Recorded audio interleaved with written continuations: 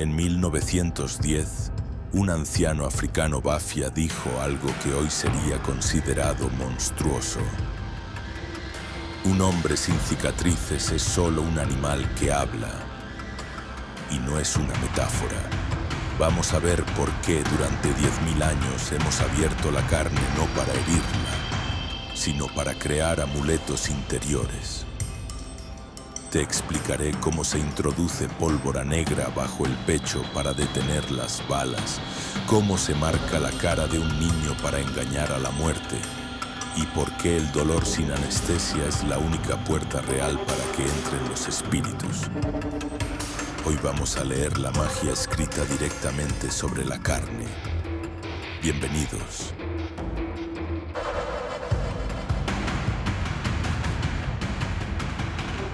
Este es el canal del brujo Efraín Balak. Les doy la bienvenida. Aquí exploramos el lado arcano de la historia, la filosofía y la brujería.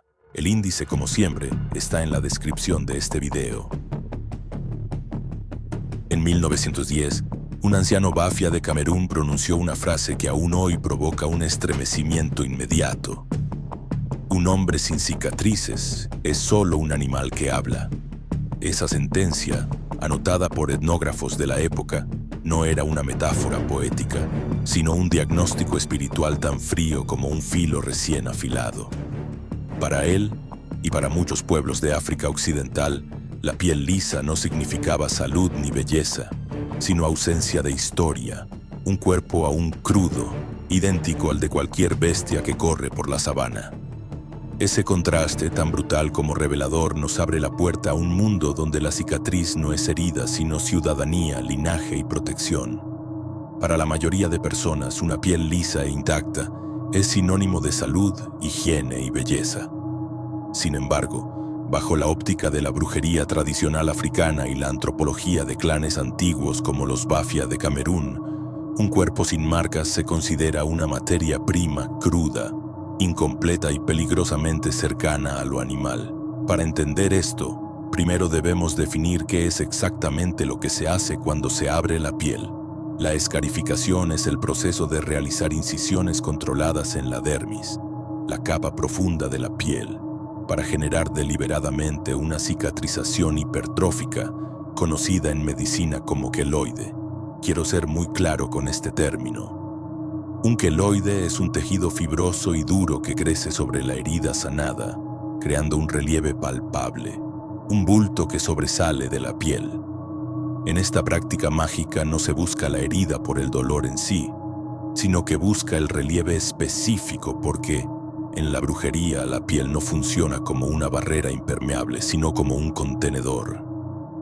Al abrir la carne se crea literalmente un bolsillo biológico donde se puede insertar cargas mágicas, sellar pactos o alterar la percepción espiritual del individuo, diferenciando así al humano culto de la bestia salvaje, transformando el cuerpo en un lienzo acabado. La antigüedad de esta práctica es indiscutible y valida su función esencial en la historia de nuestra especie.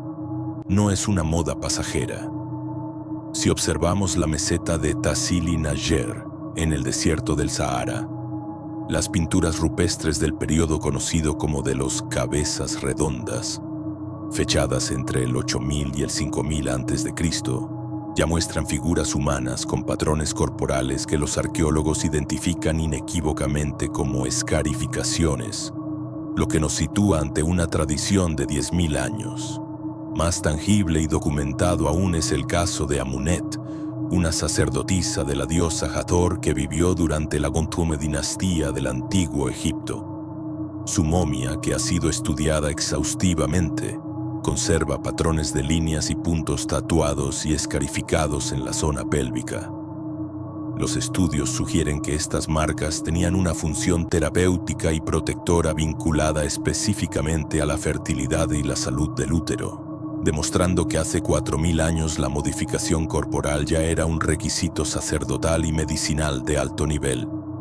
Pero, ¿qué pasa cuando el queloide no es cicatriz, sino un gris interno que respira dentro del cuerpo? ¿Qué tipo de magia puede engañar a la muerte marcando el rostro de un niño para que los espíritus lo consideren defectuoso? ¿Y qué fuerza impulsa a un guerrero a incrustar pólvora bajo su piel para volverse invulnerable al hierro? A lo largo de este video, desentrañaremos los misterios de esta práctica ancestral recorriendo paso a paso su lógica interna.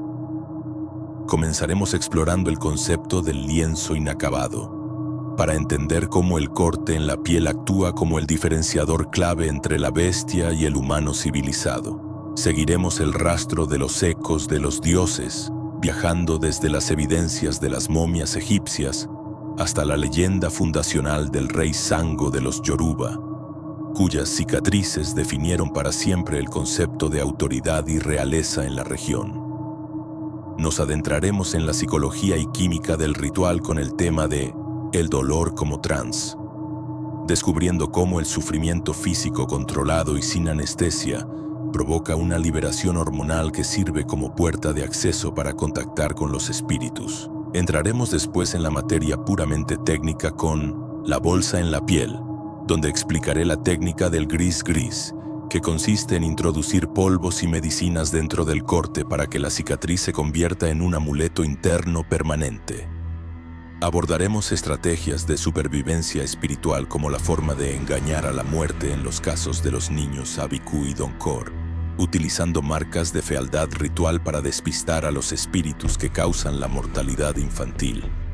Analizaremos también los mapas de placer y fertilidad, esa geometría erótica diseñada con relieves para ser leída con el tacto en la oscuridad. Estudiaremos al guerrero blindado, viendo cómo la piel se convierte en un registro contable de enemigos abatidos y en una armadura mágica de invulnerabilidad.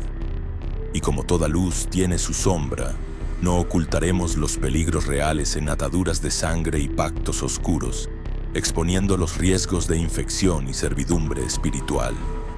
Finalmente cerraremos con el ocaso y la resistencia, reflexionando sobre cómo la cicatriz persiste como memoria en el mundo moderno a pesar de las prohibiciones legales recientes, como la ley nigeriana de 2003. Presta atención, porque vamos a leer la historia y la magia directamente sobre la carne. Comencemos. El lienzo inacabado, la piel como diferenciador entre la bestia y el humano. Para los practicantes de la brujería tradicional africana, la piel intacta que Occidente valora como salud es en realidad un vacío inquietante. Según la cosmovisión de clanes antiguos como los Bafia de Camerún, el nacimiento biológico entrega un cuerpo crudo, idéntico al de cualquier bestia que corre por la sabana. Para el hechicero que entiende las leyes de la forma, la piel lisa pertenece a la presa sin voz ni linaje. El primer acto de verdadera magia civilizatoria consiste en romper esa superficie para separarnos definitivamente del animal. Para poder comprender este tema, es importante hablar de la piel social. A mediados del siglo pasado, el antropólogo Paul Bohannan estudió a fondo a los Tiv de Nigeria y encontró algo que choca con nuestra mentalidad moderna. Para los Tiv y para otros pueblos, la escarificación no es un adorno, es una corrección necesaria. Ellos consideran que la naturaleza es caótica y que el cuerpo humano, tal como viene de fábrica, es desagradable porque es natural. La cultura y el espíritu son orden, y ese orden hay que tallarlo. Los Bafia tienen una frase que es un golpe de realidad. Afirman que sin sus cicatrices serían indistinguibles de los cerdos o los chimpancés. No lo dicen como una metáfora bonita. Es una clasificación espiritual estricta. Imagina un bloque de arcilla sin modelar. Sigue siendo tierra hasta que el alfarero mete los dedos. De la misma forma, si tu piel no tiene la intervención del cuchillo, tu espíritu sigue vibrando en una frecuencia baja, animal, que los ancestros no reconocen y, por tanto, no pueden proteger. Una vez que aceptamos que hay que cocinar esa piel cruda mediante el corte, la escarificación asume un papel práctico. Se convierte en el documento de identidad más seguro que existe. Mientras que en otras partes del mundo dependemos de registros digitales para probar quiénes somos, en la tradición africana el carnet de identidad se lleva tallado en el rostro. Esto es lo que se llama ilá en lengua yoruba, que significa literalmente marcas. Un brujo, un anciano del consejo o incluso un enemigo en el campo de batalla puede mirar el rostro de un desconocido y leerlo como un libro abierto. Según la dirección, el número, la longitud y la profundidad de los cortes, sabe exactamente de qué pueblo viene esa persona, quién es su padre y qué lugar ocupa en la jerarquía. El sistema es complejo. Los Yoruba, que tienen una cultura ritual muy sofisticada en África Occidental, desarrollaron estilos específicos que funcionan como firmas de linaje. Por ejemplo, existe el estilo Pele, que se reconoce por 3 líneas verticales cortas y definidas en las mejillas. Es un diseño sobrio. Pero luego tienes el gombo, también conocido como queque, que es mucho más elaborado, con líneas curvas que pueden llegar hasta el cuero cabelludo y que grita a los 4 vientos que esa persona pertenece a familias específicas de la zona de Ogbomosho. Y aquí entra un dato histórico que valida el poder de estas marcas. Durante los siglos del comercio de esclavos, cuando millones de personas fueron arrancadas de sus tierras y dispersadas por América, estas cicatrices se convirtieron en mapas de regreso. Las crónicas cuentan cómo esclavos que habían perdido todo, su nombre, su libertad, su idioma, lograban encontrar a sus hermanos de sangre en las plantaciones del Nuevo Mundo simplemente reconociendo los cortes en la cara del otro. El negrero podía ponerles cadenas, pero no podía borrar esa prueba de origen. Sin esas marcas, el individuo era un huérfano absoluto, un nadie perdido en la historia. Ahora bien, ¿qué pasa si no tienes marcas? Aquí entramos en el terreno de la exclusión social, y esto es vital para entender la mente de un brujo. En la sociedad yoruba tradicional, hay una palabra específica para insultar a quien tiene la piel lisa o no está circuncidado. Oboro. Si te llaman oboro, no te están diciendo guapo, te están diciendo que eres suave, que no has sido probado, que eres un extraño o alguien de quien no se puede uno fiar. La lógica mágica es aplastante. Si no has sido capaz de aguantar el dolor controlado del ritual, sentado y quieto mientras el cuchillo trabaja, no tienes la disciplina para guardar los secretos del clan ni la fuerza espiritual para plantar cara a los espíritus en un ritual. La piel del oboro es resbaladiza, nada se sostiene en ella, ni la palabra dada, ni el honor. Esto tiene consecuencias prácticas serias, incluso legales y matrimoniales, en tribus del Valle del Omo en Etiopía o en zonas rurales de Benín. Una persona sin marcas no era considerada apta para el matrimonio. Y no es porque se les viera feos, que también, sino porque había una incompatibilidad estructural. Casarse con alguien de piel lisa era como casarse con un niño eterno. La comunidad entiende que el corte marca el final de la infancia y el nacimiento del adulto. Es un rito de paso irrevocable. Se dice que el cuchillo mata al niño miedoso y permite que nazca el adulto responsable. La cicatriz funciona como una segunda piel, una vestimenta sagrada que no te puedes quitar y que le dice a todo el mundo: he sangrado, he sufrido y he sanado, por tanto soy uno de ustedes. Para cerrar esta parte, quiero que recuerdes esto. La escarificación es el acto supremo de propiedad. Al nacer, tu cuerpo es un accidente de la biología. Al marcarlo, pasa a ser tuyo y de tu gente. Es la voluntad humana imponiéndose sobre la materia inerte. Cuando un brujo o una anciana experta realiza el corte, no está dañando el cuerpo, lo está esculpiendo, está quitando lo que sobra, esa capa animal y anónima, para sacar a la luz la verdadera forma humana que hay debajo. Una forma que solo se hace visible a través de la cicatriz. Ecos de los dioses, de las momias egipcias a la leyenda de Sango. Lo primero que debemos tener en cuenta para tratar este tema es que la escarificación tiene un origen divino. No estamos hablando de una moda tribal ni de un capricho estético. Nos enfrentamos a un principio fundamental que acompaña a la civilización humana desde antes de que aprendiéramos a escribir. Para encontrar la primera prueba contundente tenemos que viajar en el tiempo y el espacio hasta el corazón del desierto del Sáhara, concretamente a la meseta de Tassili Nájer, en lo que hoy es el sureste de Argelia.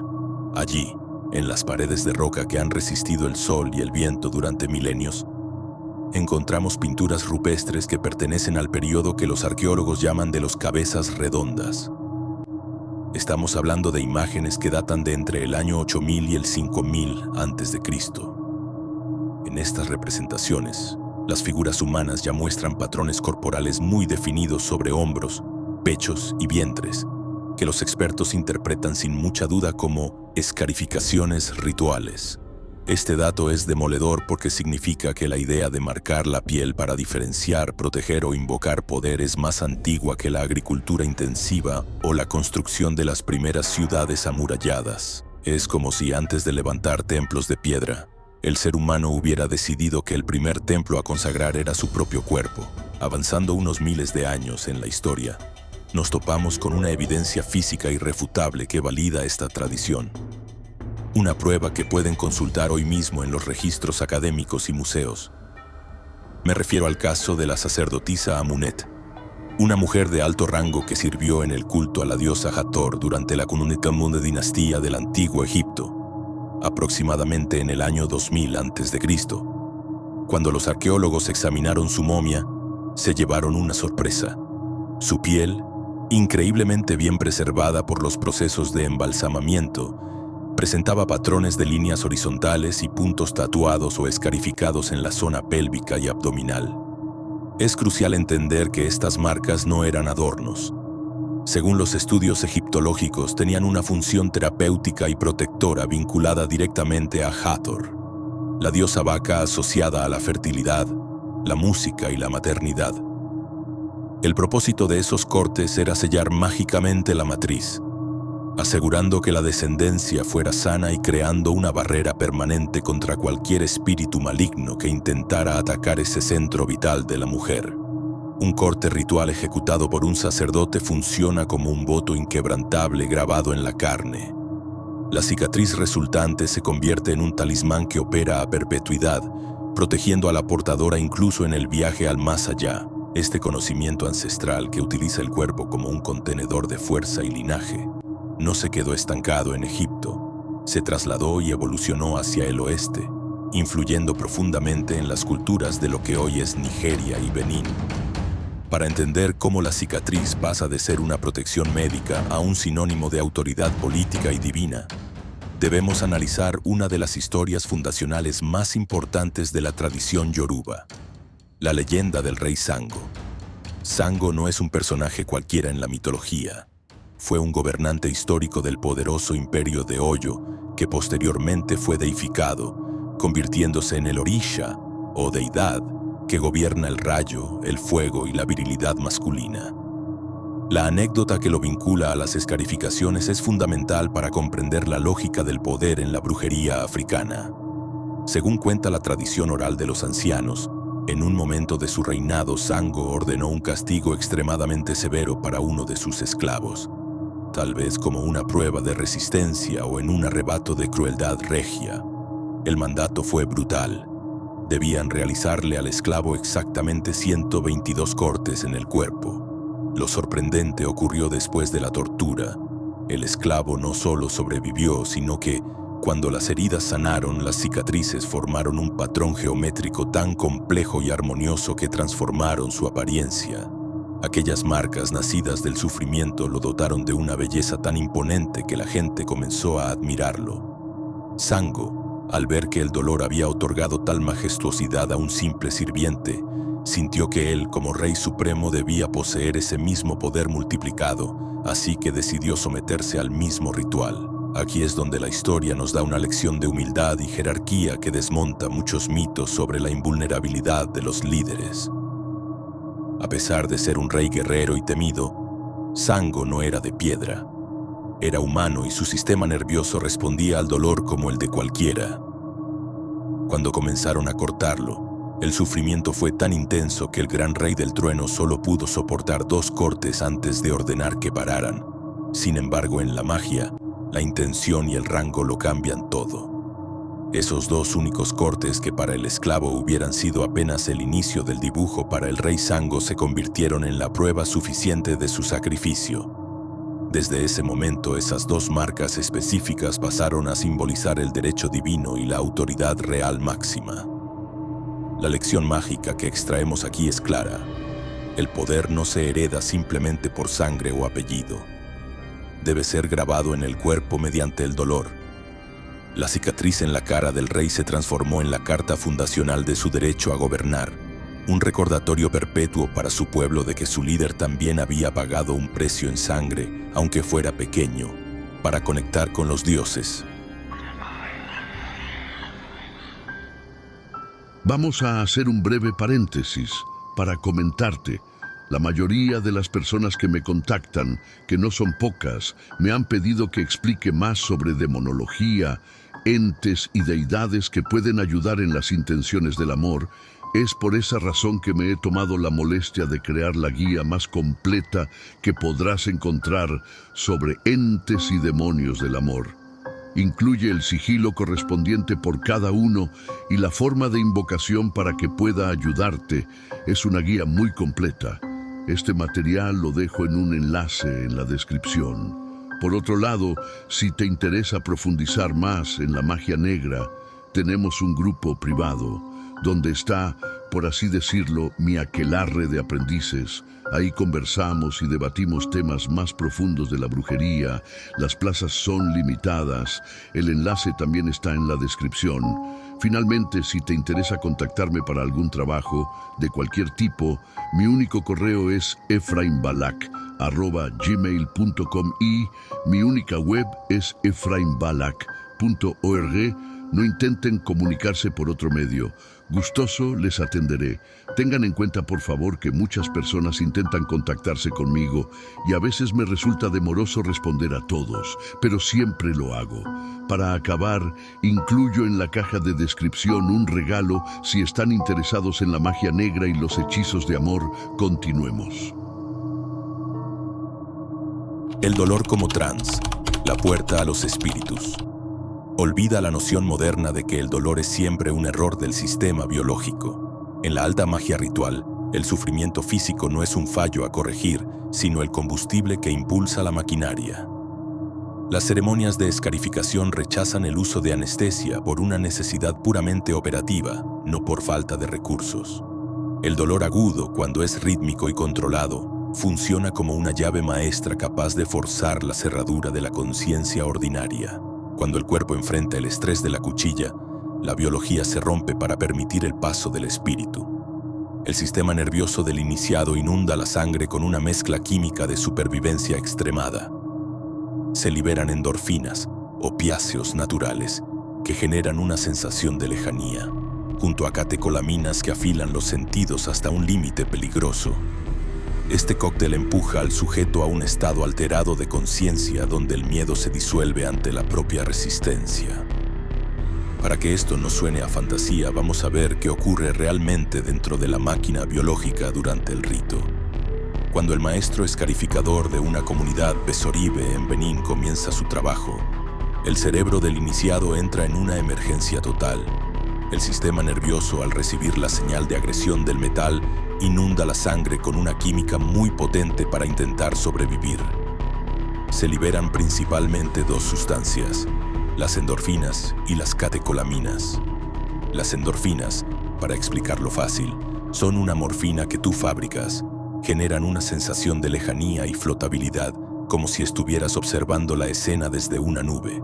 Las catecolaminas, que incluyen la adrenalina, hacen lo contrario. Te despiertan, ponen tus sentidos al límite y te dan una claridad casi peligrosa.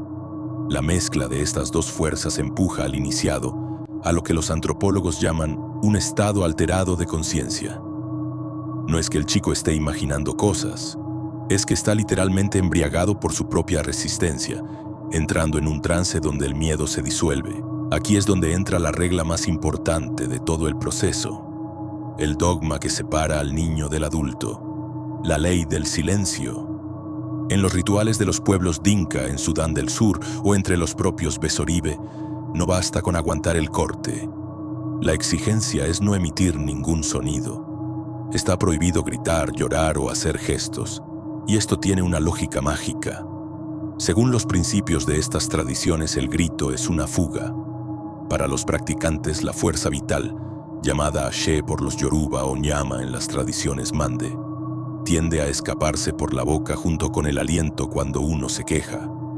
Si el iniciado se traga el dolor y cierra la boca, Toda esa energía masiva que genera el trauma se queda dentro, como el vapor en una olla bien cerrada, y se cocina en su interior, fundiéndose con la cicatriz para darle poder real.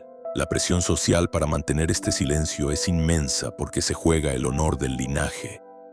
Existe una anécdota en las crónicas de los Besoribe que relata cómo el joven debe mirar fijamente a los ojos del cortador o a un punto en el horizonte sin pestañear.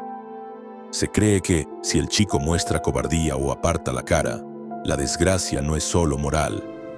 Dicen que las cicatrices no sanarán derechas o que quedarán torcidas en el plano espiritual. Esto significaría que el individuo es un recipiente con grietas, incapaz de guardar los secretos de la tribu. El silencio absoluto, por tanto, es la prueba física de que su voluntad ya gobierna sobre su carne, igual que un jinete domina a un caballo salvaje. Hay otro elemento vital en este trance que muchas veces ignoramos: el destino de la sangre. En un hospital, la sangre es un residuo biológico que va a la basura roja. En la escarificación, la sangre es una libación, una ofrenda líquida sagrada. Cuando se realizan los cortes faciales, como hacen los Nuer en la región del Nilo, la sangre no se limpia con gasas, se deja caer libremente al suelo y al polvo. Esto es un acto de reciprocidad. La tierra es vista como la morada de los ancestros difuntos. Al permitir que la sangre vital del nuevo guerrero toque la tierra, se está alimentando a los antepasados que residen bajo ella. Es un circuito cerrado de nutrición. La tierra te dio la vida y el alimento, y tú le devuelves una parte de tu vitalidad a cambio de reconocimiento y protección. Es un contrato firmado sobre el suelo. Por eso, cuando veas esas marcas abultadas en el pecho o el rostro de un anciano africano, no veas una herida mal curada. Lo que estás viendo es el rastro fósil de un trance profundo. Es la prueba tangible de que ese ser humano fue capaz de sentarse ante el hierro, vencer su instinto de conservación, sellar sus labios para no perder su poder y entrar en un estado de conciencia donde el dolor dejó de ser sufrimiento para convertirse en una herramienta de transformación. El dolor usado bajo estas reglas es como el fuego de la fragua. No está ahí para destruir el metal, sino para permitir que cambie de forma.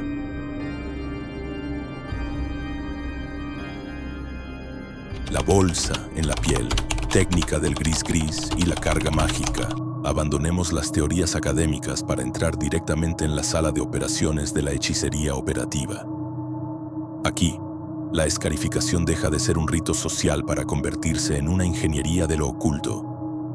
Hasta ahora hemos hablado de identidad y dolor, pero existe un secreto que distingue un corte accidental de una marca mágica: el contenido. En la mentalidad occidental, cuando te haces una herida, tu prioridad es limpiarla, desinfectarla y cerrarla lo antes posible para que no entre nada ajeno a tu cuerpo. En la magia de la escarificación, los practicantes hacen exactamente lo contrario. Para ellos, el corte no es el fin, es el medio. Es una apertura deliberada, una boca que abren en la carne no para que salga sangre, sino para que entre poder. Tienes que visualizar la incisión no como una línea, sino como una bolsa, un contenedor vacío que un brujo está obligado a llenar antes de que el cuerpo lo cierre para siempre. Esta técnica es lo que en África Occidental se conoce como la internalización del gris-gris. Para poder entenderlo de forma más clara, un gris-gris es tradicionalmente un amuleto externo, una pequeña bolsa de cuero o tela que se lleva colgada al cuello y que contiene hierbas, versículos, piedras o polvos consagrados. Es una protección eficaz, pero tiene un defecto logístico. Es un objeto separado de ti. ¿Qué pasa si pierdes el amuleto? ¿Qué ocurre si un enemigo te lo arranca en medio de una batalla o si se te cae al cruzar un río? La solución que encontraron los antiguos maestros fue brillante y definitiva. Decidieron eliminar la bolsa de cuero y utilizar la propia piel del guerrero como envoltorio. El procedimiento es crudo y requiere una precisión absoluta, pues justo en el momento en que la cuchilla o el vidrio termina de abrir la piel y mientras la sangre todavía está brotando caliente, el operador no aplica una gasa, aplica la carga. Esta carga, que en regiones de Ghana y entre los curanderos tradicionales se denomina Medicina o muja es una pasta que se frota vigorosamente dentro de la herida abierta. El ingrediente base más común es el carbón vegetal pulverizado o la ceniza de determinadas plantas sagradas. Esto tiene una doble función que responde a una lógica práctica. Por un lado, el carbón actúa como un pigmento natural, igual que la tinta de un tatuaje. Al quedarse atrapado bajo la dermis, asegura que la cicatriz, al sanar, tenga ese color oscuro, azulado o negro intenso que la hace visible y estética. Pero por otro lado, el carbón es, por excelencia, un filtro y un conservante en el mundo físico y espiritual. En la lógica mágica, el carbón cauteriza la intención del hechizo, fijándola en el sitio para que no se disipe. A menudo este polvo se mezcla con manteca de karité, una grasa vegetal muy común en África, que ayuda a calmar la inflamación y actúa como vehículo lubricante para que la mezcla penetre profundamente sin ser expulsada inmediatamente por el flujo sanguíneo. La situación se pone seria cuando analizamos los ingredientes que se añaden a esta base, dependiendo de lo que queramos conseguir. Aquí entra en juego la ley de la simpatía o magia simpática, un principio universal de la brujería que dice que lo semejante atrae a lo semejante. Si un brujo está preparando a un guerrero para la batalla en las regiones del norte de Nigeria o Camerún, no le va a poner lavanda ni flores para que huela bien. Se han documentado casos históricos y prácticas actuales donde se introduce pólvora real. Sí, la misma pólvora negra explosiva que se usa en las escopetas de caza, directamente en los cortes del pecho o los brazos. La lógica es implacable. La pólvora es explosiva, es fuego, es velocidad y es violencia. Al frotar la pólvora en la sangre del guerrero, el hechicero intenta transferir esas cualidades al temperamento y al cuerpo del luchador. Se busca que, en el combate, el hombre reaccione con la letalidad y la rapidez de un disparo. No es una metáfora poética, es un intento biológico de fusionar la herramienta de guerra con el operador, volviendo al ritual, una vez que la carga, sea pólvora, corteza de árbol medicinal molida o cenizas de un animal totémico, está dentro de la herida, comienza el proceso de sellado, que es donde la biología hace su magia. El cuerpo humano reacciona ante la presencia de cuerpos extraños encapsulándolos para protegerse. Durante la cicatrización se forma el queloide, ese tejido fibroso y abultado del que hablábamos al principio. Para nosotros, ese bulto es como el sello de lacre en una carta cerrada. Garantiza que el contenido es auténtico y no ha sido violado. Una vez que la piel cierra, la magia ya no está sobre ti, está dentro de ti. Ha entrado en tu circulación, ha sido asimilada por tus tejidos y ahora forma parte de tu estructura celular. A diferencia de un talismán que puedes olvidar en la mesita de noche, esta protección es perpetua. No se puede robar, no se puede perder y no se puede desactivar desde fuera. Existen relatos de la región de Komenda, en la costa de Ghana, donde los sacerdotes tradicionales aplicaban estas incisiones rellenas de medicina herbal específicamente en las articulaciones, codos, rodillas, muñecas, con la creencia de que esto otorgaba a la persona una agilidad sobrehumana o una resistencia inagotable para el trabajo agrícola y la danza ceremonial. A esto se le llama a veces Kapalem Pagrem en lenguas locales del norte, un concepto que refiere a una fuerza o poder de lucha que reside físicamente en los músculos gracias a la inoculación ritual. Es fascinante ver cómo la línea entre la medicina tradicional y la brujería se borra aquí. Lo que entra por el corte cura el cuerpo físico de la debilidad y simultáneamente arma al espíritu contra la derrota. Por lo tanto, cuando veas esas escarificaciones complejas, no pienses que son solo dibujos en relieve. Piensa en ellas como bolsillos de poder. Cada cicatriz es un pequeño almacén donde se guarda una sustancia sagrada, un pacto químico y espiritual que el portador ha decidido llevar consigo hasta la tumba. Es el grado máximo de compromiso con la magia, permitir que el hechizo se convierta literalmente en tu propia carne.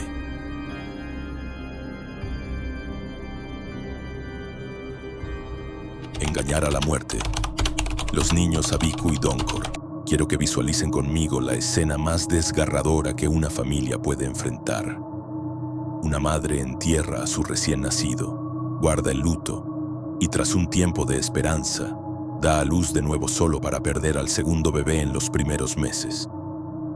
Para la medicina clínica occidental esto podría diagnosticarse como una incompatibilidad genética o una tragedia estadística.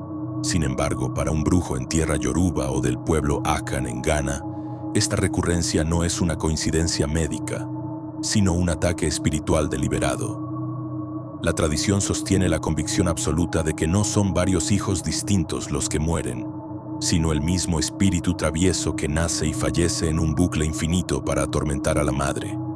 A esta categoría de entidades se les denomina Abiku en Nigeria, o Kosan entre los hablantes de Akan. La traducción literal de estos términos, hiela la sangre, significan el que nace para morir o el niño que va y viene. El problema radica en un pacto previo que estos espíritus mantienen con sus compañeros del otro lado, un colectivo espectral llamado Ieg-B. El Abiku acepta encarnar por poco tiempo, pero sus camaradas invisibles le recuerdan constantemente la promesa de regresar, ejerciendo una presión psíquica letal hasta que el niño se deja morir. El problema de estos espíritus reside en un pacto que mantienen con sus compañeros de juegos en el mundo espiritual, que los practicantes yoruba llaman el Eg-B. El Abiku acepta entrar en la vida por un tiempo, pero sus amigos le recuerdan constantemente su promesa de volver al otro lado, ejerciendo una presión sobre el niño hasta que éste se deja morir. Para detener esta puerta giratoria de la muerte, el ritual de escarificación entra en acción como un acto de guerra espiritual directa. La lógica mágica es fascinante. El brujo debe hacer que el niño sea indeseable para el otro mundo. Aquí es donde entra la escarificación facial conocida específicamente como Donkor en Ghana, una palabra que significa esclavo. El ritual consiste en realizar cortes muy visibles en el rostro del bebé, generalmente 3 líneas horizontales cerca de la comisura de los labios o justo al lado de los ojos. El objetivo no es embellecer al niño, sino todo lo contrario. Buscamos la fealdad ritual. Al marcar el rostro del infante le estamos diciendo a los espíritus que lo reclaman desde el más allá: mirad, este niño está dañado, está marcado y es imperfecto. Es una forma de camuflaje espiritual. Hacemos que el niño parezca mercancía defectuosa ante los ojos de la muerte para que los espíritus lo rechacen por no cumplir con los estándares y lo dejen tranquilo en el mundo de los vivos. Pero existe una segunda función crucial de estas marcas, que se adentra en lo que yo llamo la identificación forense del alma. Hay un sinfín de relatos y anécdotas documentadas en las aldeas rurales de África Occidental sobre el fenómeno del niño marcado, que confirman la creencia del ciclo Abiku. La historia se repite. Una mujer pierde a un hijo sospechoso y, antes de enterrar el pequeño cadáver, el sacerdote realiza un corte profundo y específico, a menudo en el dedo, la oreja o haciendo una incisión característica en la espalda. El propósito es enviar un mensaje directo al espíritu. Sabemos quién eres. Si la mujer vuelve a dar a luz tiempo después y el nuevo bebé nace con una marca de nacimiento o una deformidad, o incluso una cicatriz de queloide sutil en el lugar exacto donde se cortó al cadáver del hermano anterior, se confirma la reencarnación maliciosa. Esa cicatriz de nacimiento funciona como un grillete. Al ser reconocido por la comunidad, el espíritu pierde su anonimato y su poder para escapar, quedando anclado a la vida terrenal. Este procedimiento quirúrgico mágico va casi siempre acompañado y reforzado por la magia del nombre. No basta con cortar la piel, hay que cortar el orgullo del espíritu. Por eso a estos niños marcados se les ponen nombres horribles o despectivos para humillar al espíritu y de nuevo engañar a la muerte.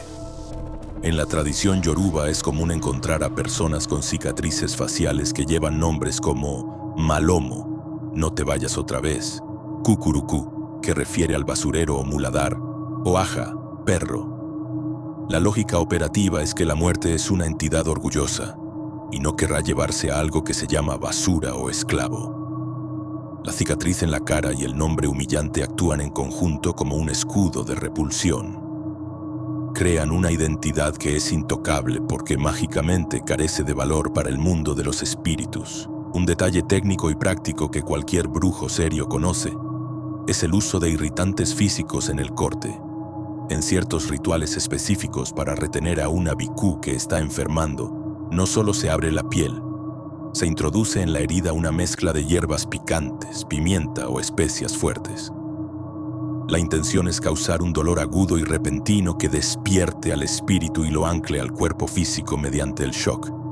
Se cree que el espíritu del niño está en un estado de sueño o trance, con un pie en el otro lado. El ardor intenso de la medicina en el corte lo obliga a centrar toda su atención en el cuerpo físico, cerrando la puerta psíquica por la que planeaba escapar. Es una medida desesperada y dolorosa, pero con una lógica clara: forzar al alma a quedarse en el cuerpo que intenta rechazar. Por tanto, cuando vean a una persona africana con esas 3 marcas características en el rostro, no están ante una simple moda tribal. Están mirando a un superviviente de una guerra invisible. Esas cicatrices son la prueba viviente de que en su infancia su madre y un hechicero conspiraron para engañar a la muerte, haciéndolo parecer feo ante los dioses para que pudiera ser hermoso y longevo ante los hombres. Es el acto de protección más feroz, herir la carne propia para salvar el espíritu. Tengo que recordarte que si necesitas contactarme por algún motivo, solamente tengo un correo y una web oficial. No hagas caso a ningún otro, por favor. Asimismo, ten en cuenta que la guía definitiva de los entes para el amor, el enlace a nuestro canal de aprendizaje y el regalo que les prometí está en la caja de descripción. Mapas de placer y fertilidad. La geometría erótica. Quiero que hagamos un esfuerzo consciente por borrar de nuestra mente esa obsesión occidental por la piel de porcelana. Esa superficie lisa que las revistas de moda nos venden como el único ideal de belleza. En el estudio de la brujería africana y en la antropología de la intimidad de tribus como los Tiv de Nigeria o los Karo de Etiopía, la piel lisa se considera aburrida, muda y en cierto sentido incompleta, porque no dice nada al tacto. Si vamos a hablar de erotismo real, de esa energía densa que mueve el mundo y genera vida, tenemos que hablar obligatoriamente de textura. Para los iniciados en estas tradiciones, el cuerpo de una mujer o de un hombre no está terminado hasta que ha sido esculpido para el placer, entrando en lo que yo llamo la geometría erótica, un sistema donde las cicatrices no son heridas de guerra, sino un sistema de lectura táctil, diseñado específicamente para ser interpretado en la oscuridad absoluta de la choza con la yema de los dedos. El antropólogo Paul Bohannan documentó entre los Tiv de Nigeria una realidad que desafía la moral puritana europea. Las escarificaciones abdominales femeninas no estaban hechas para la admiración visual diurna, sino para ser sentidas en la oscuridad absoluta de la choza. Los Tiv desarrollaron una técnica de corte específica para generar queloides, tejido cicatricial duro y abultado, con el propósito deliberado de crear relieve. Durante el cortejo nocturno, estas cicatrices funcionan como puntos de estimulación física y fricción intensa que una piel lisa jamás podría producir. Según afirman sus practicantes con total convicción, el roce de estas cicatrices genera una sensibilidad eléctrica que una piel lisa jamás podría producir por sí misma. Las mujeres Tiv solían usar una comparación muy gráfica para explicar esto. Decían que un vientre sin marcas era como una casa sin muebles, es decir, un lugar funcional para cobijarse, pero incómodo y frío para vivir en él. De este modo, la cicatriz transforma el cuerpo en un paisaje interactivo, similar a un mapa dibujado en relieve, donde cada línea curva y cada punto en el bajo vientre está colocado estratégicamente para guiar las manos del amante hacia los centros de energía. Pero la brujería tradicional no separa el placer de su consecuencia natural, que es la creación de vida. Aquí es donde la escarificación da un giro y se convierte en un certificado de garantía genética y espiritual.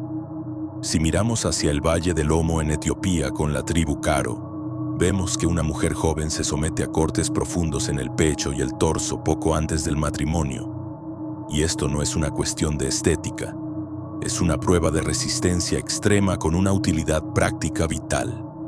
La lógica es la siguiente: el parto es el momento más peligroso y doloroso en la vida de una mujer en estas condiciones, un umbral crítico donde la vida y la muerte se tocan. Si una chica no puede soportar el dolor controlado del cuchillo sin gritar y sin moverse, la comunidad se pregunta con razón cómo podrá soportar el dolor salvaje e impredecible del parto. La escarificación actúa en este contexto como un currículum de dolor. Un hombre caro que busca esposa mira las cicatrices en el pecho de la mujer y no ve solo un adorno. Ve la prueba forense de que esa mujer tiene la fortaleza nerviosa y espiritual necesaria para traer hijos fuertes al mundo y sobrevivir en el proceso. Es como ver un sello de calidad grabado a fuego que garantiza la resistencia del material. Esta conexión profunda entre la cicatriz y el feto se traslada también al arte sacro, convirtiéndose en un ejemplo perfecto de alta magia simpática, el principio oculto que establece que lo que le haces a una imagen o representación le ocurre a la persona vinculada a ella. Si tienen la oportunidad de revisar las colecciones de arte africano del Museo Real de África Central, verán las famosas figuras de maternidad de la cultura Lulua o Luluandemba en la República Democrática del Congo. Estas estatuas de madera que representan a madres amamantando o embarazadas están cubiertas de patrones de escarificación intrincados y perfectos. Para los Lulua esto no es decoración artística, es un hechizo tallado en madera. Las mujeres embarazadas de la realeza portaban estas estatuas y se sometían a las mismas marcas físicas que la figura bajo el principio mágico de «como es en la madera sagrada, así será en mi carne». Se creía firmemente que la geometría sagrada de los cortes protegía al feto de las brujerías que causan abortos y aseguraba que el niño naciera marcado por la suerte y la salud, actuando la cicatriz como un escudo espiritual que blinda el vientre materno contra influencias externas. Si te interesa el lado práctico de estas protecciones y cómo la geometría o los símbolos pueden resguardar tu entorno, estamos abriendo el área de miembros del canal. Allí analizamos rituales claros y reales, técnicas de adivinación y consejos aplicables al día a día, sin ser practicante activo. Por ejemplo, qué símbolos trazar discretamente bajo el felpudo de entrada y cuáles evitar. Puedes unirte con el botón «Unirme» y acceder a videos privados adicionales. Existe un dato curioso sobre la evolución de esta práctica en algunas regiones del Congo, donde se desarrolló la creencia específica de que las cicatrices alrededor del ombligo, el punto de conexión original y primario con la madre, funcionaban como un ojo protector. Los diseños concéntricos o en espiral que irradian desde el ombligo hacia afuera no solo son hipnóticos, están diseñados intencionalmente para atrapar la mirada de cualquier espíritu que intente atacar la fertilidad. En la magia operativa, los patrones complejos como los laberintos o las espirales cerradas tienen la función de confundir y atrapar a las entidades negativas. Al escarificar el vientre con esta geometría compleja, la mujer está creando una trampa visual, similar a una tela de araña, para que la envidia se pierda en las líneas y no llegue nunca a dañar su matriz. Por lo tanto, no caigan en el error simplista de pensar que son actos de barbarie. Estamos ante una comprensión muy sofisticada del cuerpo humano donde la mujer marcada ha activado su piel, convirtiéndola en un lenguaje de placer para su esposo y en una fortaleza de vida para sus hijos.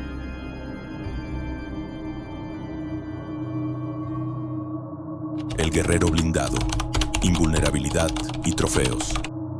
Mientras en los ejércitos occidentales el valor se demuestra con medallas de metal sobre tela, en las tradiciones marciales de África Oriental el uniforme es la propia piel y la condecoración se talla directamente sobre el músculo. En este contexto, la escarificación abandona cualquier pretensión estética para convertirse en una contabilidad forense estricta. Para pueblos del Valle del Omo, como los Suri y Mursi de Etiopía, la dermis de un hombre funciona literalmente como su hoja de servicios. No hay lugar para la exageración, pues cada marca tiene un precio de sangre que la comunidad conoce y valida. Un guerrero no se corta por moda, sino únicamente porque ha matado y ha sobrevivido. La mecánica de este registro posee una precisión burocrática fascinante. Cuando un combatiente Suri abate a un enemigo, adquiere la obligación sagrada de registrar el evento con una cicatriz en forma de herradura, un arco cerrado en relieve. La ubicación de esta marca narra la historia táctica. Si el enemigo abatido era hombre, la escarificación se talla obligatoriamente en el brazo derecho. Si era mujer, en el izquierdo. Esto convierte el cuerpo en un libro abierto, permitiendo que cualquiera lea instantáneamente el historial letal del soldado. Bajo esta lógica implacable, un hombre sin marcas es un soldado raso invisible que aún no ha demostrado su utilidad para la defensa del clan. Pero la brujería no se conforma con registrar el pasado. Su función principal es asegurar el futuro, y en la guerra, el único futuro que importa es seguir respirando. Aquí entramos en el terreno de la magia de protección agresiva, lo que en la tradición yoruba se conoce como ayeta, literalmente, medicina contra las balas y el hierro. La premisa mágica es que un cuerpo normal es blando y penetrable, por lo que debemos curtirlo ritualmente para que rechace el metal, similar a cómo se curte el cuero para hacerlo resistente. Para lograr esto, los brujos utilizamos el principio de la inoculación. Introducimos una pequeña dosis de violencia controlada para generar inmunidad contra la violencia real.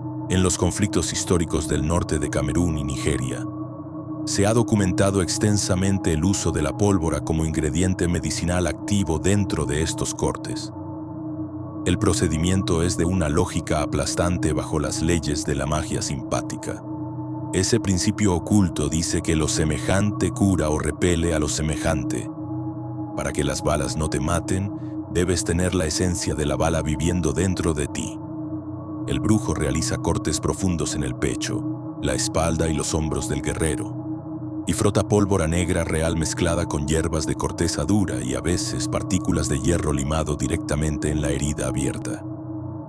Al sanar, el cuerpo encapsula estos materiales peligrosos. La creencia es que cuando una bala o una lanza enemiga se acerca, la pólvora y el hierro que ya viven dentro del guerrero reconocen al metal atacante y lo repelen magnéticamente, haciendo que el proyectil se desvíe o que la piel se comporte momentáneamente como una placa de acero templado. Para ilustrar hasta dónde llega esta práctica de modificación para la guerra, debemos mirar los registros históricos del Imperio de Oyo, uno de los estados más poderosos de África Occidental entre los siglos XVII y XVIII. La figura militar suprema era el Aare Ona Kakanfo, el generalísimo de los ejércitos. Este no era un cargo administrativo de escritorio. Era un puesto de vanguardia con una tasa de mortalidad altísima, ya que tenían prohibido perder una batalla, y si eran derrotados, el código de honor les exigía suicidarse. Para preparar a un hombre para este destino, se le sometía a una transformación ritual monstruosa que iba más allá de lo humano. Las crónicas orales y los estudios históricos, como los del famoso historiador Samuel Johnson en su obra seminal sobre los Yoruba, describen que al Kakanfo se le realizaban 201 incisiones en la cabeza rapada. No eran cortes superficiales ni decorativos. En estas 200, una herida se frotaba una preparación especial hecha con plantas cáusticas, nueces de acajú y medicinas diseñadas específicamente para inflamar y endurecer el tejido. El objetivo era que, al cicatrizar, el cuero cabelludo del general dejara de ser piel normal y se convirtiera en un casco de queloides duros, dándole una apariencia aterradora casi de bestia mítica. Pero la función iba más allá de la intimidación visual, pues mágicamente se consideraba que estas medicinas cocinaban el cerebro del general, eliminando químicamente el centro del miedo y otorgándole una agresividad depredadora. Se decía que un Kakanfo preparado así no sentía dolor físico en batalla porque su umbral de sufrimiento ya había sido saturado durante el ritual de iniciación, convirtiendo literalmente en una máquina de guerra biológica, blindado por fuera y alterado por dentro. Finalmente, no podemos ignorar el componente psicológico en el combate cuerpo a cuerpo. Cuando un enemigo se enfrenta a un guerrero cubierto de queloides oscuros, su cerebro recibe un mensaje paralizante. Este hombre ha soportado voluntariamente un dolor que a mí me haría desmayar. La cicatriz funciona aquí como los colores brillantes de una rana venenosa, una señal de advertencia biológica que indica una tolerancia al trauma superior a la media. Esta percepción de invulnerabilidad a menudo se convierte en realidad, pues el oponente duda ante la visión del monstruo, y en la guerra, la duda es la sentencia de muerte. ataduras de sangre y pactos oscuros. Si hasta ahora hemos analizado la escarificación como una herramienta de protección, sería irresponsable ocultar su reverso oscuro. En la brujería operativa, toda puerta que se abre para recibir una bendición puede ser utilizada por un operador sin escrúpulos para inyectar una orden de mando. Deben tener claro que una herida fresca es un canal directo a la corriente vital. Si la intención de quien maneja el cuchillo es maliciosa, la cicatriz no actuará como escudo, sino como un grillete invisible que ata la voluntad del iniciado a la del hechicero. Un corte en la piel es, a todos los efectos, un contrato firmado en la propia carne. Para ilustrar esta gravedad debemos observar las tradiciones más herméticas de la cuenca del Congo. Históricamente y en ciertas sectas contemporáneas se utiliza el corte para asegurar la servidumbre ciega de los acólitos. Existe una marca temida conocida en el argot local como la pata de pollo. No es una escarificación estética ni visible, sino un trazo pequeño y discreto oculto en la ingle, la axila o detrás de la oreja. Su forma replica 3 líneas sencillas que convergen en un punto, imitando la huella que deja un ave en el barro. La mecánica mágica detrás de esta marca es aterradora porque convierte al adepto en un objeto de propiedad.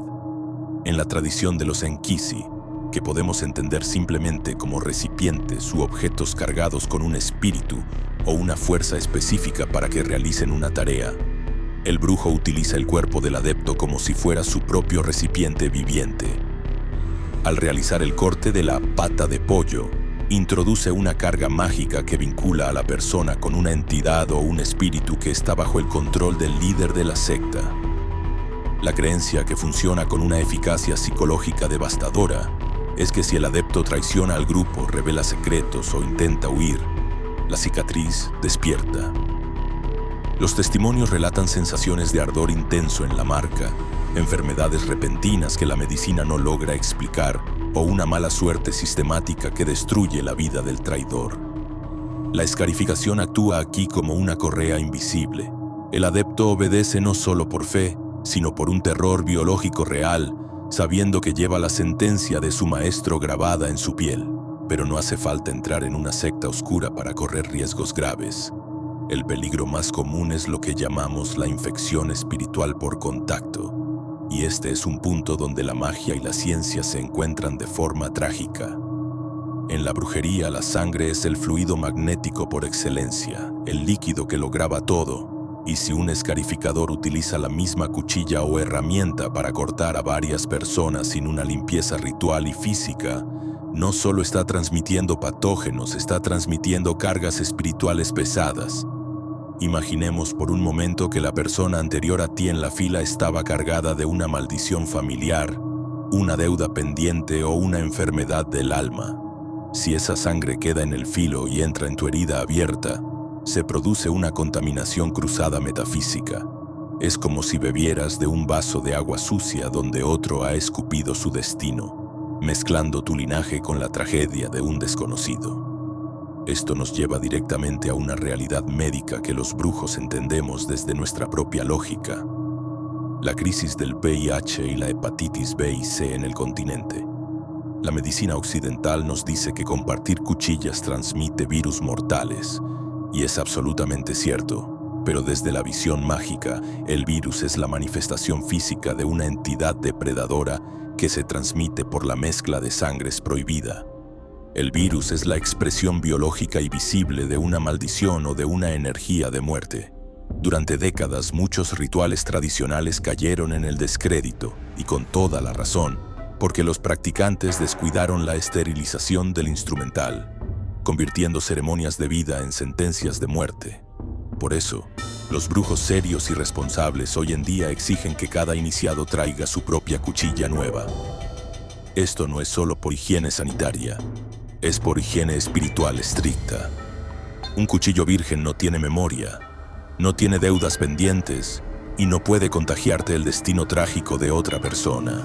Si te preocupa cómo limpiar energéticamente objetos cortantes o antiguos que llegan a tus manos, como navajas heredadas, espadas o antigüedades, para cortar cualquier vínculo con sus dueños anteriores y evitar que te contagien una memoria negativa, En el área de miembros del canal tenemos una guía específica sobre la consagración y limpieza de metales.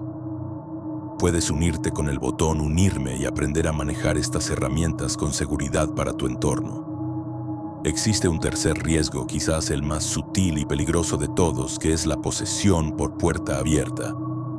Como les dije al principio, una herida fresca es un portal y durante el proceso de escarificación el iniciado entra en un estado de trance provocado por el dolor, lo que hace que su cuerpo astral se desplace ligeramente para amortiguar el sufrimiento. En ese momento de disociación, si el espacio ritual no está debidamente protegido con círculos, humo sagrado o guardianes espirituales, las entidades oportunistas, lo que llamamos larvas astrales o espíritus errantes, que son entidades de bajo nivel energético que se alimentan de nuestra vitalidad, pueden aprovechar la brecha en la piel y en el aura para colarse dentro. Es el equivalente espiritual a dejar la puerta de tu casa abierta en un barrio peligroso. Alguien va a entrar. La herida física puede cerrar bien por fuera, pero la persona empieza a cambiar de personalidad, a tener pesadillas recurrentes o a sentir un peso constante e inexplicable en la espalda.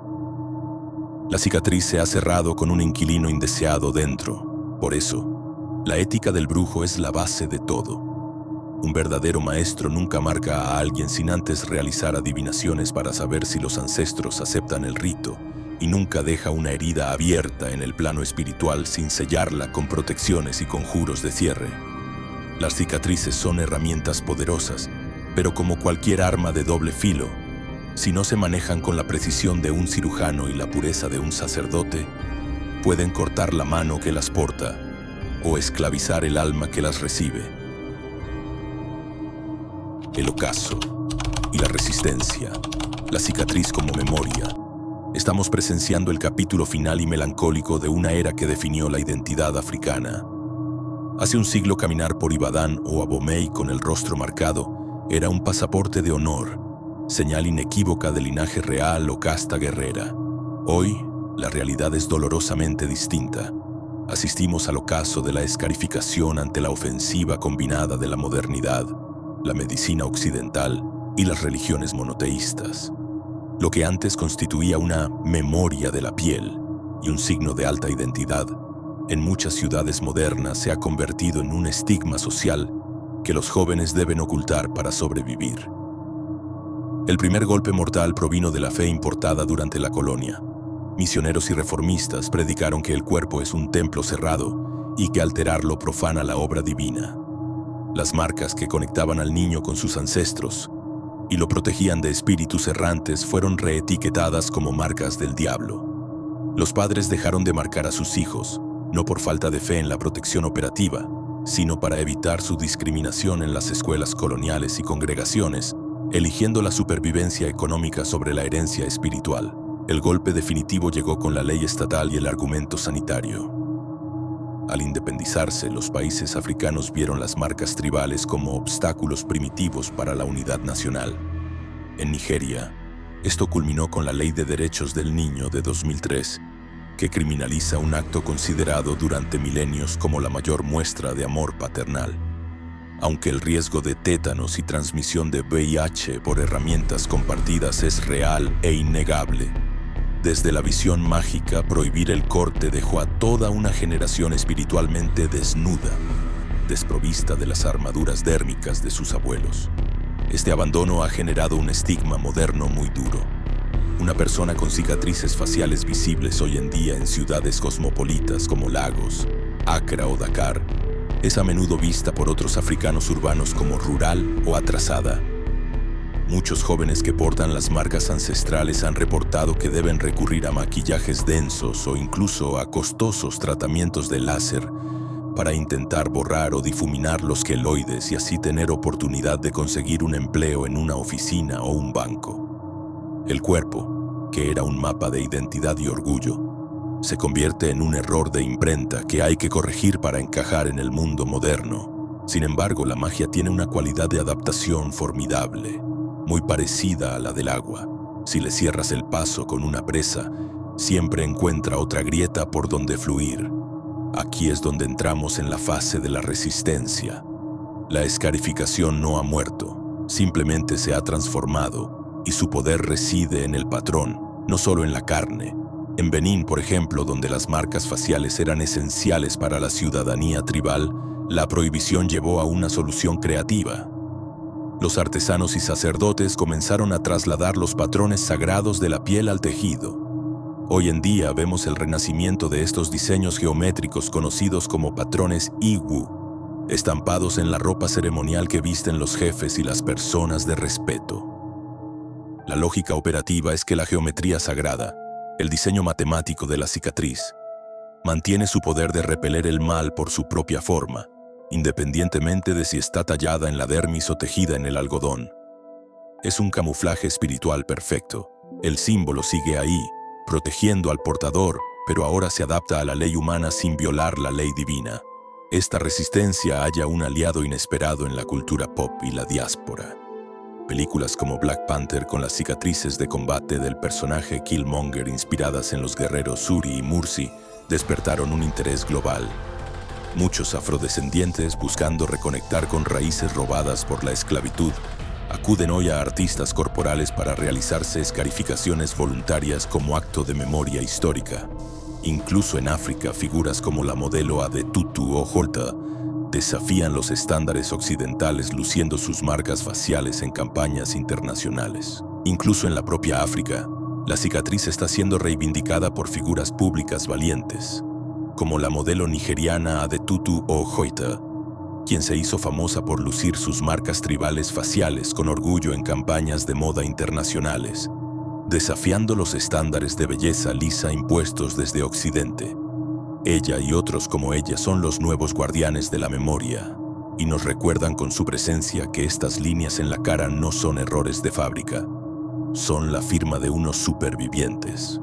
Para concluir este viaje por la carne y el espíritu, quiero que se lleven una reflexión final. Las escarificaciones africanas son, en última instancia, un acto de fe radical. Son la prueba física de que el ser humano está dispuesto a sangrar para pertenecer, para protegerse y para embellecerse ante los ojos de sus dioses y de su comunidad. Aunque las leyes prohíban los cortes y el láser intente borrar los queloides, la memoria de la cicatriz permanece intacta en el inconsciente colectivo. Como investigadores de lo oculto, sabemos que la energía y la intención no se destruyen, solo cambian de forma. Quizás ya no veamos tantos rostros marcados en el futuro como antes, pero el principio mágico que nos enseñaron estos pueblos, que el dolor transforma y que el sacrificio consagra, seguirá vivo mientras haya alguien dispuesto a mirar más allá de la superficie de la piel y entender que el cuerpo es, y siempre será, la frontera final donde termina el hombre y comienza el misterio sagrado. No olvides que este es el canal de Efraín Balak.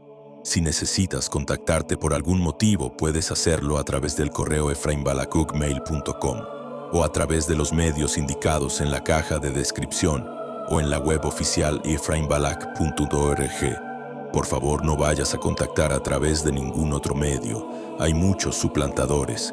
Hay que cuidarse de ellos. Finalmente, si quieres dar un paso más en la brujería, nos vemos en el grupo privado para conversar mejor. El enlace también está en la descripción. Hasta el siguiente video, mucha suerte.